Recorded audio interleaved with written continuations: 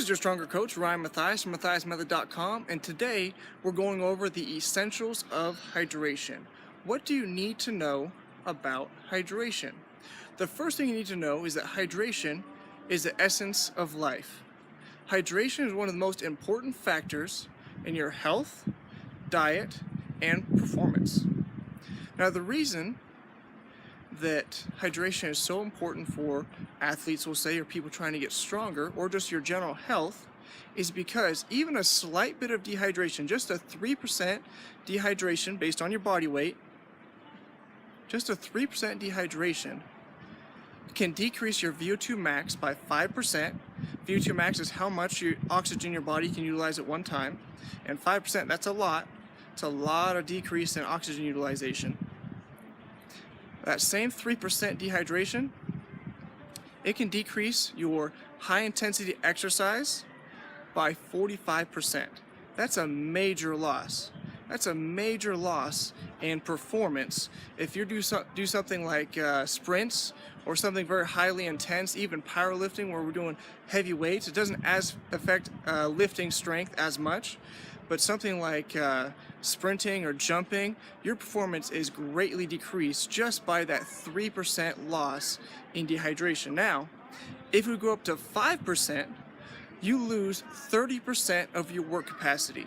If you're 5% dehydrated, that's if I'm 100 kilograms, that's 220 pounds, and I'm 5% dehydrated, that would put me down to 95 kilograms. That would be, what's that, 11-pound loss. If I'm down 11 pounds, my work capacity drops 30%. That's a major loss. Now, before we continue, first, please like and share this video. It helps me out a lot. But before we continue, I want to ask you something. What do you think is the best way to rehydrate? What's the best fluid to rehydrate with? If you're dehydrated, how do you rehydrate the best? Is it water? Coconut water? Milk? A sport drink maybe? Go ahead and pause the video, put in the comments below what you think it is. What do you think is the best way to rehydrate if you're dehydrated? Now I'm going to tell you, the best way to rehydrate is a 6% carbohydrate solution with 400 milligrams, or just 4 grams of sodium, which is salt, and 115 milligrams of potassium. Now, first of all, what's a 6% solution? Nobody knows what 6% carbohydrate solution means. 6% carbohydrate solution, if this is 1 liter water, if this was full, 1 liter water or 1,000 milliliters, I would need 60 grams of sugar. And it needs to be fast absorbing sugar, not starches, but it needs to be sugar, just like table sugar, whatever you find. 60 grams of sugar per liter or 1,000 milliliters of water. That's not very much, actually. That's generally a little bit less than what they have in a sports drink. Now, the reason it needs to be just 6%, not above, it can be below, but that's optimized to 6%. The reason it can't be above 6% is because of stomach emptying, the pace that your stomach empties. If you're dehydrated, you want to get fluids into you as fast as possible. And if you have something like dairy that has a lot of fats in it, as well as carbohydrates, but a lot of calories, or something even that's sugary like a smoothie, if it has a lot of calories in it, or even coconut water itself, your stomach doesn't empty as fast because it has to break down all of that. Whereas if you up to somewhere between 0 to 6%, the stomach emptying doesn't really change that much. You don't have much of a difference in how fast your stomach empties.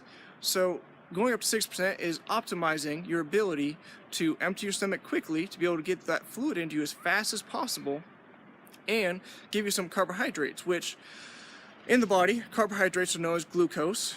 And every gram of glucose stored in the body, whether it be in the liver, muscles, or in the blood, it has 2.7 grams of water attached to it, surrounding it. So that's why carbohydrates are so important. They help pull water into you quickly. And when you're dehydrated, you need all the pull you can get. Which brings us to sodium.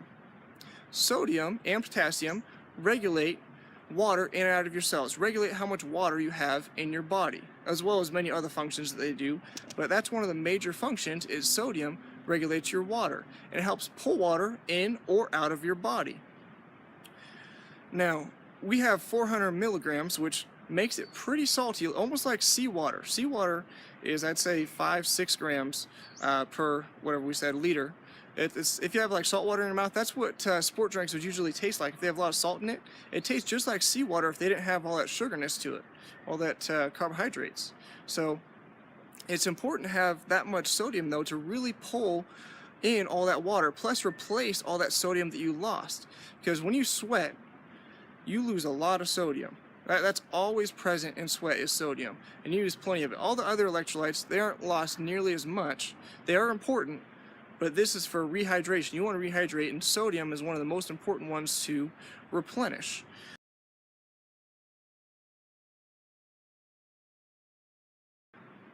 So that's the best way to rehydrate. It's just that 6% solution. Now, that doesn't mean that you should be drinking sport drinks all day, every day. No, that's not what I'm saying. This is just to rehydrate if you happen to be dehydrated.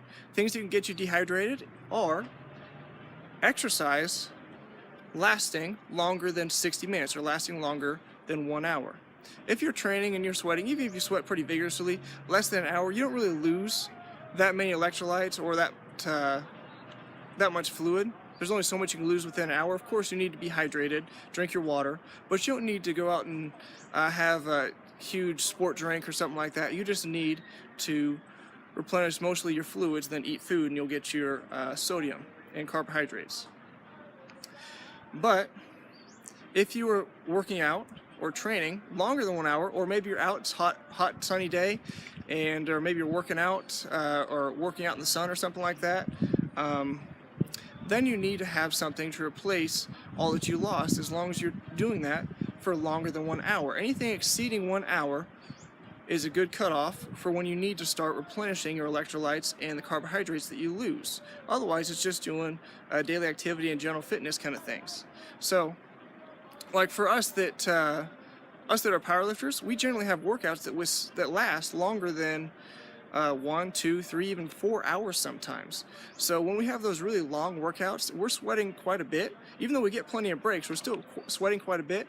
We'll probably take with us maybe a liter of some sort of carbohydrate and electrolyte solution. Now generally what I do is you want to make sure you dilute whatever sport drink mix you may have. If you do a sport drink mix, that's just puts it all together. You want to generally dilute it so that you're not having too much sugar, too much salt. You want to try to get it to that 6%. They're generally higher than 6%. So I usually say about 2/3 sport drink, 1/3 water. That helps dilute it and still tastes pretty good, and will help get you maintain your hydration.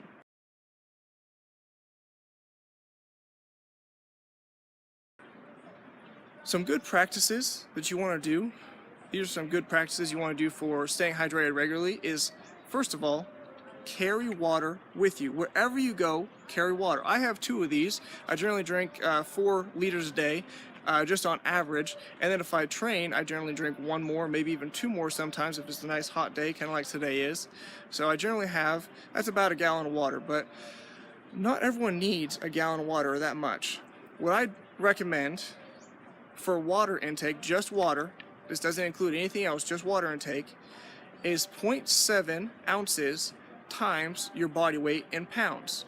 So if you weigh 100 pounds, 70 ounces. If you weigh 200 pounds, it's a little more average to what we are, 200 pounds, then it'd be 140 ounces. That's just over 1 gallon. So that's generally a good just set base that you should do just to stay hydrated. Now, our kidneys are very good at maintaining hydration, and they filter water, glucose, which is sugar in the body, and sodium all together. That's why sometimes you'll crave sugary after you have something salty, or you crave something salty after you have something sugary. Just kind of one of the many reasons we crave things. But they're very good at keeping in what we need. So you don't need to overload yourself by having sport drinks all the time or going all crazy.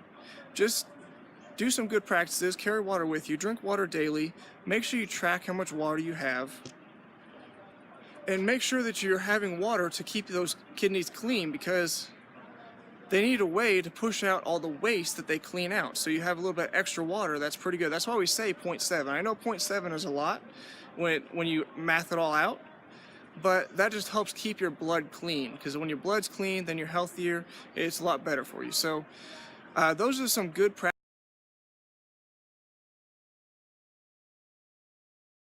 So that's what you need to know about hydration, the essentials of hydration. Make sure you invest in your health, in your diet, in your goals. Invest in getting stronger. Invest in changing your world by simply staying hydrated. So that's the essentials of hydration, what you need to know about your hydration. Please like and share this video. Also, if you want to learn more, you can always go to MatthiasMethod.com. Check out our article on hydration. That'll give you a lot more detail as what we went over today. See y'all there.